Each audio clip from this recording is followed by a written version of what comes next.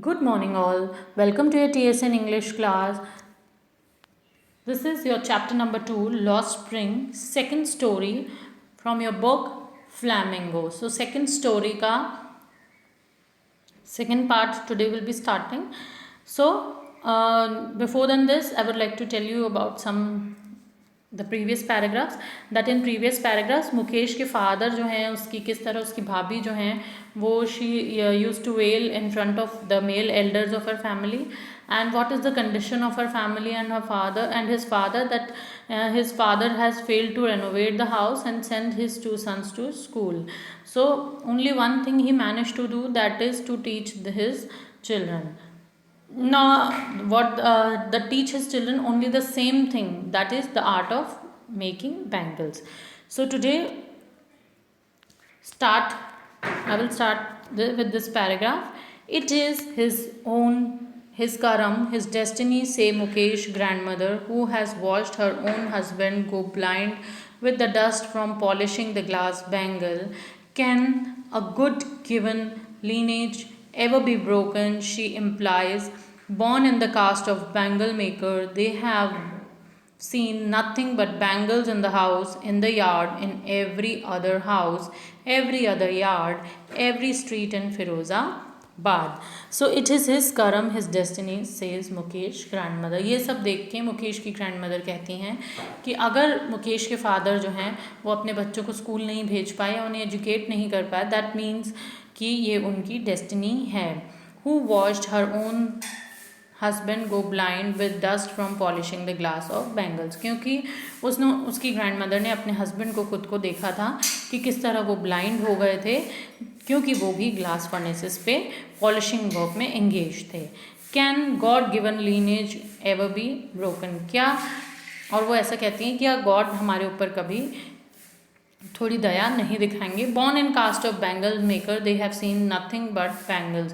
Bangle maker की कास्ट में पैदा होने के बाद उन्होंने कुछ नहीं, सिर्फ बैंगल्स ही बैंगल्स देखे हैं. दे have seen nothing but bangles in the house, in yard, in every other house. और उन्होंने यार्ड में सब जगह, सिर्फ उनकी सब जगह पूरे घर में सिर्फ, अगर आपको मोस्ट प्रोबेबली अगर कुछ दिखता है तो क्या है दिखेगा, that is bangles. Every other yard, every street in Firozabad, not in their house, even in Firozabad, सिर्फ आपको फिरोज़ाबाद की स्ट्रीट पे बैंगल्स ही मिलेंगे. Move on to next page. Spirals of bangles, that is page number 18.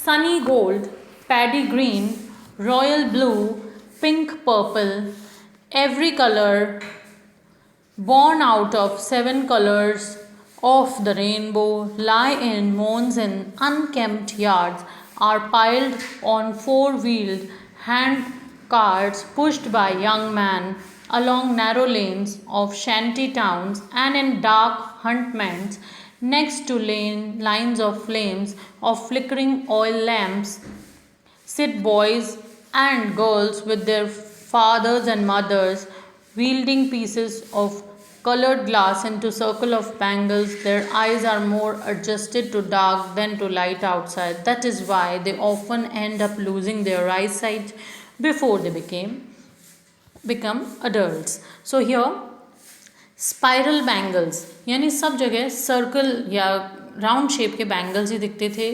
किसी जगह sunny gold, कहीं paddy green, कहीं royal blue, कहीं पिंक, कहीं purple, every colour born out of 7 colours of the rainbow.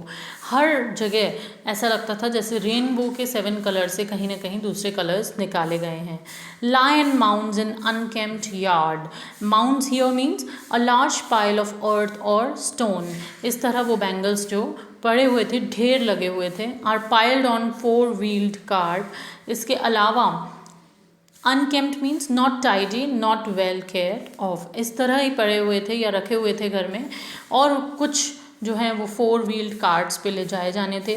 Pushed by young man along with narrow lanes of shanty town. उस shanty town की जो narrow lens हैं, सकड़ी गलियां हैं, उनमें जो है यंग मैन इस तरीके के कार्ट्स को ले जाते नज़र आएंगे. And in dark hutments next to lines of flames of flickering oil lamp sit boys and girls with their fathers and mothers. और बाहर भी जो फ्लिकरिंग ऑयल लैम्प्स हैं उन्हें लेकर बॉयज़ और गर्ल्स अपने फादर्स और मदर्स के साथ बैठे नज़र आते हैं।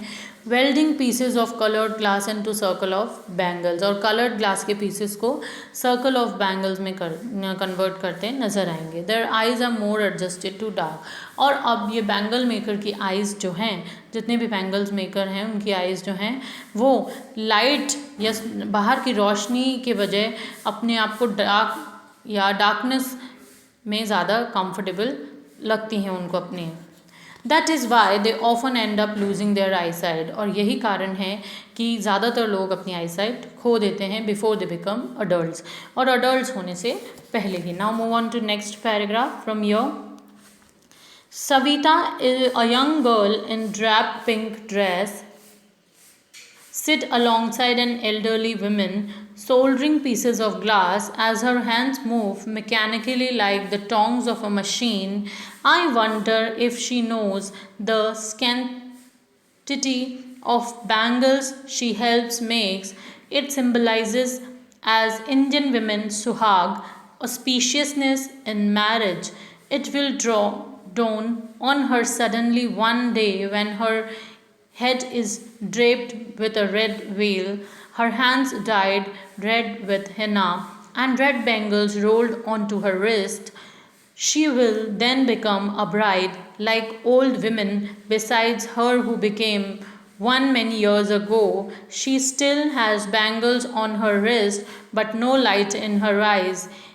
एक वक्त शेर बाहर खाना भी नहीं खाया, she says in a voice drained of joy. She has not enjoyed even one full meal in her entire lifetime. That's what she has reaped. Her husband, an old man with a flowing beard, says, I know nothing except bangles. All I have done is make a house for family to live in. Here एक girl है सविता, उसके बारे में बताया जा रहा है। Savita young girl ड्रैप इन अ pink dress. Savita एक यंग गर्ल है जो कि पिंक ड्रेस में ड्रैप हो रखी है, यानी उसने पहनी हुई है। Sit alongside an elderly women, एक बूढ़ी औरत के पास में वो बैठ रही है। सोल्डरिंग पीसेज ऑफ ग्लास, वो ग्लास के पीसेस को जोड़ने का वर्क कर रही है, soldering work. As her hands move mechanically like tongs of machine, और वो अपने वर्क में इतनी परफेक्शनिस्ट है कि वो ऐसा वर्क करे जैसे मशीन में टोंग्स या से वर्क होता है। I wonder if she knows the sanctity of bangle she helps make. तो यहाँ जो राइटर हैं वो आश्चर्यचकित होकर सोच रही हैं कि क्या वो जानती है कि वो इतने ग्रेसफुल और इतने डिवोशन से और इतने अच्छे से बैंगल्स बना रही हैं। It symbolises an Indian women सुहाग, और वो एक इस तरीके की चीज़ बना रही हैं जिसमें हमारे इंडिया में उसको इंडियन वुमेन के सुहाग का एक प्रतीक माना जाता है, सिंबल माना जाता है। ऑस्पिशियसनेस इन मैरिज, और इसको कितना इम्पॉर्टेंस मिलती है और कितना इम्पॉर्टेंट है ये मैरिजेस में, और इसकी क्या वैल्यू है मैरिजेस में। It will dawn on her suddenly one day when her head is draped with red well, और एक दिन ऐसा भी आएगा जब सविता के खुद का जो सर है वो लाल कलर की घूंघट से या लाल और कलर की चुन्नी से ढक दिया जाएगा। Her hands dyed red with henna, उसके हाथों में लाल मेहंदी लगी होगी। Red bangles rolled onto her wrist, उसके रिस्ट पे कलाइयों में लाल बैंगन पहनाए जाएंगे। She will then become a bride, उसके बाद वो एक दुल्हन बन जाएगी। Like the old women beside her who became one many years ago, जैसे उसके पास में जो बूढ़ी औरत बैठी है वैसे ही। She still has bangles on her wrist, आज भी वो जो बूढ़ी औरत है उनके हाथों में बैंगल्स हैं। But no light in her eyes, लेकिन बैंगल्स हैं, सुहाग है, सब कुछ है, पर आँखों में रोशनी नहीं है। एक वक्त से बाहर खाना भी नहीं खाया, शी सेज। ये सब सोच के जो बूढ़ी औरत है वो कहती है कि मैंने एक वक्त से बाहर खाना नहीं खाया, और ऐसे उसकी आंखों से खुशी जो है बहती है। She has not enjoyed even one full meal in her entire lifetime, वो कह रही है कि मैंने अपने पूरे जीवन में आज तक कभी भर पेट खाना नहीं खाया। That's what she has reaped, जिसके लिए वो सोच रही थी। या her husband, an old man with flowing beard, says, ये सब सुन के उसका हस्बैंड जो एक बूढ़ा आदमी है बियर्ड जो है बहुत ज़्यादा फ्लोइंग मीन्स बहुत ज़्यादा लंबी है. I know nothing except bangles. उसका हस्बैंड कहता है मुझे बैंगल्स के अलावा कुछ नहीं पता. All I have done is make a house for the family to live in. मैंने सिर्फ एक चीज़ करी है, वो ये कि मैंने मेरी फैमिली के लिए रहने के लिए उन्हें घर बना के दिया है, भले ही मैंने उनको 2 टाइम का मील प्रोवाइड कराया या नहीं कराया. Hearing him, one wonders if he has achieved what many have failed in their lifetime. He has a roof over his head. ये सब कुछ सुन के राइटर के माइंड में ये आता है कि wonders if he has achieved what many have failed in their lifetime. If Mukesh के फादर ने ये सब कुछ, ग्रैंडफादर ने अगर ये सब कुछ अचीव किया है, तो ऐसे कितने लोग होंगे जो खुद का घर भी मैनेज नहीं कर पाते होंगे बनाना. At least he has a roof over his head, कि कम से कम उनके घर पे, उनके सर पे छत तो है रहने के लिए. Thank you all and will be continuing the next part of the chapter in our next video.